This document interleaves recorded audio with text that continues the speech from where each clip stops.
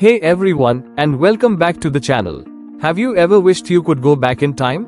Maybe to say something you regret, or perhaps just to see someone one last time? What if you could step into the past, but there was one truly unbelievable rule? No matter what you do, you cannot change the present? Sounds pointless, right? Well, today, we're diving into a book that explores this exact idea, and it's anything but pointless. We're talking about Before the Coffee Gets Cold, by Toshikazu Kawaguchi. This isn't your typical time travel adventure.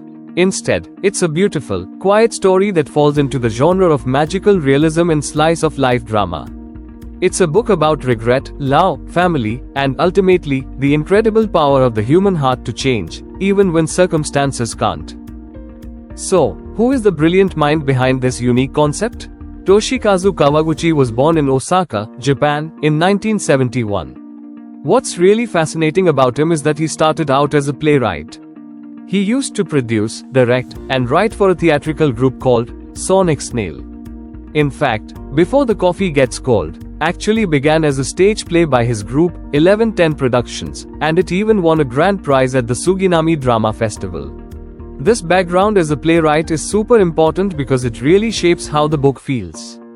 It's very character-focused, almost like you're watching 4 different one-act plays unfolding in the same special place. Kawaguchi has a unique way of exploring deep human emotions through simple, yet profound, conversations. While Before the Coffee Gets Cold is his most widely known work outside of Japan, his style is all about connecting with people's inner lives and the quiet moments that truly matter. He has a real talent for making you feel deeply for his characters, even in a fantastical setting. Our story is set in a very special cafe, and we meet a handful of truly memorable people who weave their lives together within its walls. Kazu Tokita, she's one of the main waitresses at the cafe and a cousin of the owner. Kazu is quite mysterious, often described as having a deadpan expression, and being inconspicuous. But don't let that fool you. She's the one who explains the cafe's strange rules, and she's surprisingly insightful and kind when it truly matters. Nagar Tokita, Kazu's cousin and the owner of the cafe. He's a large man, a good cook, and generally quiet, often expressing his feelings in subtle ways, like narrowing his eyes when happy. Kei Tokita, Nagar's wife and Kazu's sis, though she's actually her cousin's wife. Kei is a very warm, carefree, and sociable person who loves life, even though she has a weak heart. The woman in the white dress, this mysterious lady, is a ghost who always occupies the time-traveling seat. She usually just reads her book, and you absolutely cannot try to move her by force, or she'll curse you. She only leaves her seat once a day, when she goes to the toilet. Fumiko Kiyokawa, a smart, career-driven woman who masters 6 languages and is a project director.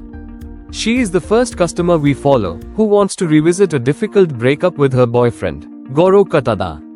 Kotake, a nurse and the wife of Fusagi. Fusagi is a landscape gardener who is slowly losing his memory due to early-onset Alzheimer's. Kotake wants to go back to receive a letter he wrote for her. Yako Hire, a cafe regular who runs a hostess bar nearby. She's outspoken and flashy but cares deeply about her family, even though she's disowned by her parents. Her younger sister, Kumi Hire, frequently tried to persuade her to come home. Miki, a character we meet only in the future, who is Ki and Nagar's daughter. These characters are all connected by their desires to revisit moments in time, seeking understanding, peace, or a chance to mend something in their hearts. Our entire story unfolds in a single location, a small, windowless basement cafe called Funicular. It's a very old cafe, opened in 1874, over 140 years ago, and it has a timeless, sepia-toned atmosphere, lit by just a few shaded lamps. You can't tell night from day inside, and even the 3 antique wall clocks show different times. It feels like a place where time itself is flexible. And that brings us to the core concept. This cafe is famous for an urban legend that claims it can transport people back to the past. But it's not a simple trip. There are very specific, and often frustrating, rules. Rule 1. You can only meet people who have visited the cafe. So, no meeting historical figures or distant relatives who never stepped foot inside. Rule 2. No matter how hard you try, the present won't change. This is the big one. Even if you go back and yell, cry, or fight, whatever happened in your present, like a breakup or an illness, will still be the same when you return. Rule 3. You must sit in a specific seat. This is the chair always occupied by the mysterious woman in the white dress. You have to wait for her to leave it. And if you try to force her off, you'll get cursed. Rule 4. While in the past, you cannot move from that seat. You are literally stuck there. Rule 5. There is a time limit. You must drink all your coffee before it gets cold. If you don't, you become one of the cafe's permanent ghosts, like the woman in the white dress herself, who apparently failed to finish her coffee when meeting her deceased husband. And traveling to the future? Kazu says it's possible, but no one goes, because you can't guarantee the person you want to meet will be there, making it seem pointless. It's a journey not about altering events, but about altering hearts. The book is structured around 4 powerful stories, each chapter a journey back in time. Act 1. Set up the initial desire. We start with Fumiko, a brilliant and successful career woman, who arrives at the cafe heartbroken.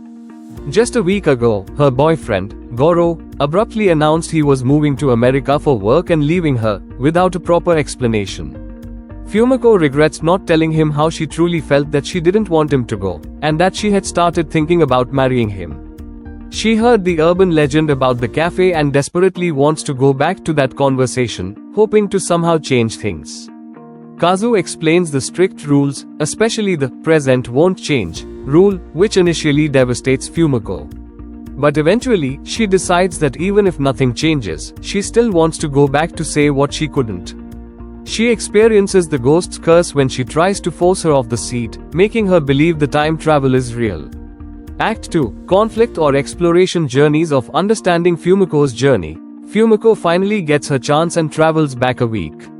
She finds herself in the time travel seat, across from Goro, but they are unnaturally separated by a table.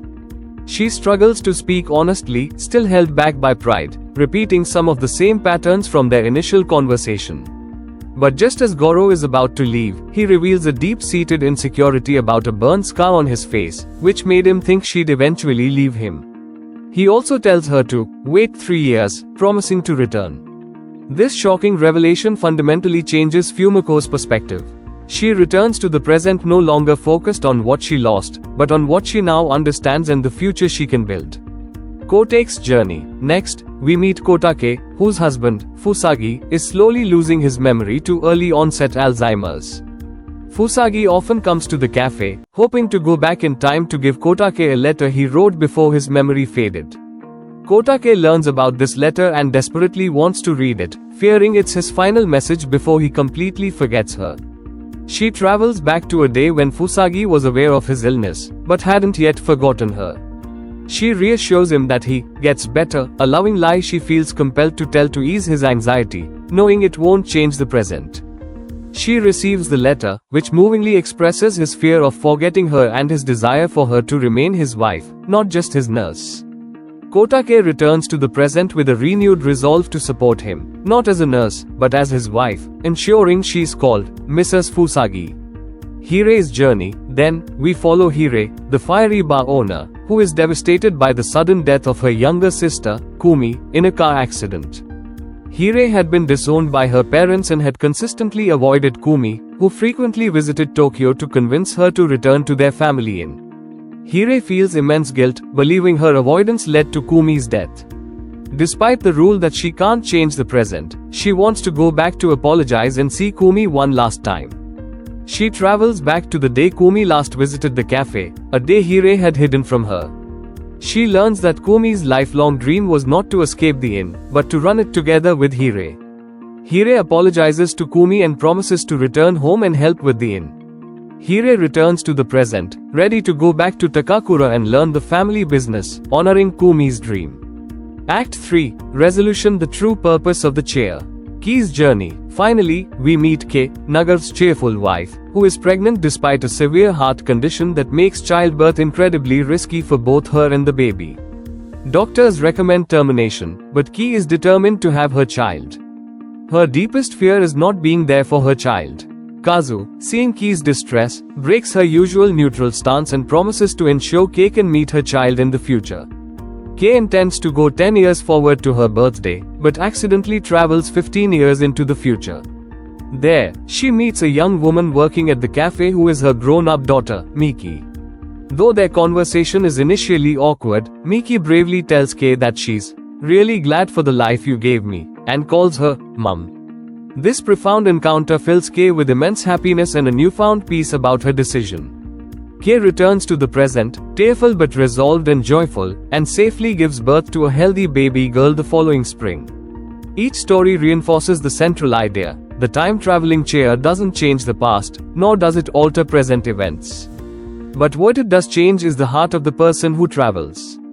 They return with a new perspective, acceptance, or understanding that profoundly impacts how they live their present and future. Before the Coffee Gets Cold might seem simple on the surface, but it's rich with beautiful themes and symbols. First, acceptance and letting go. The most prominent theme is learning to accept what cannot be changed. Characters can't alter past events, so their journey becomes about finding peace with their circumstances and focusing on their present actions. Second, the power of connection and expression. Many characters regret unspoken words or misunderstandings. The cafe offers a chance to communicate, to truly say goodbye, to apologize, or to simply express love, even if it's just for a fleeting moment. It highlights how important it is to express our feelings while we can. Third, love in its many forms. We see romantic love, familial love, and self-love. The book beautifully shows how love perseveres through time, illness, and separation. Fourth, the present moment. By emphasizing that the present won't change, the book subtly pushes us to value and live fully in the now. It's not about escaping to the past, but about changing how you feel about your present. Symbols. The coffee, it's more than just a drink. It's the lifeline and the ticking clock of the time travel experience. The act of drinking it before it gets cold is a constant reminder of the precious, limited nature of time and the finality of their journey. The chair, it's the catalyst for transformation, but only for those brave enough to sit in it and face their truths. The present won't change rule. This rule might seem like a barrier, but it's actually the engine for personal growth. It forces characters to look inward and change themselves rather than trying to control external events. It shows that true change comes from within. This book is filled with memorable lines that really stick with you. Here are two that capture its essence. First, when you go back, no matter how hard you try, the present won't change. This is the foundational paradox of the entire story. It sets the stage for every character's journey. It's initially disheartening, making the whole idea seem meaningless, as a magazine article suggests. But it's precisely this limitation that forces the characters to realize that the real purpose of going back isn't to alter events, but to gain clarity, acceptance, or to express long-held feelings. It transforms the act of time travel into a deeply personal, internal journey. Second, no matter what difficulties people face, they will always have the strength to overcome them. It just takes heart. And if the chair can change someone's heart, it clearly has its purpose. This quote, found right at the end of the book, is the ultimate takeaway. It beautifully summarizes the cafe's true magic. It acknowledges that life is full of hardships, but it affirms the resilience of the human spirit. The chair's purpose isn't to fix external problems, but to empower individuals to face their present and future with a changed, more courageous heart. It's a message of hope and inner strength. Before the Coffee Gets Cold teaches us so many valuable lessons. It reminds us that regret can be transformed. Instead of dwelling on what could have been, we can choose to find peace with the past and focus on what we can do now. Expression is powerful. Don't wait to say what's in your heart to the people you love. Even a simple "thank you" or "I love you" can mean the world. Change starts from within. True transformation isn't about altering external circumstances, but about shifting our own perspectives and embracing our emotions. Every moment is precious, just like the coffee that eventually gets cold. Time is fleeting. This book subtly encourages us to cherish the present and live authentically. For me, the most profound takeaway is the idea that sometimes closure doesn't come from fixing a past event, but from gaining a deeper understanding or expressing an unspoken truth. It's about finding peace within yourself, regardless of what the external world presents. So, if you had one chance to go back in time, knowing you couldn't change the present, who would you want to meet, and what would you say? Let me know in the comments below. I'd love to hear your thoughts.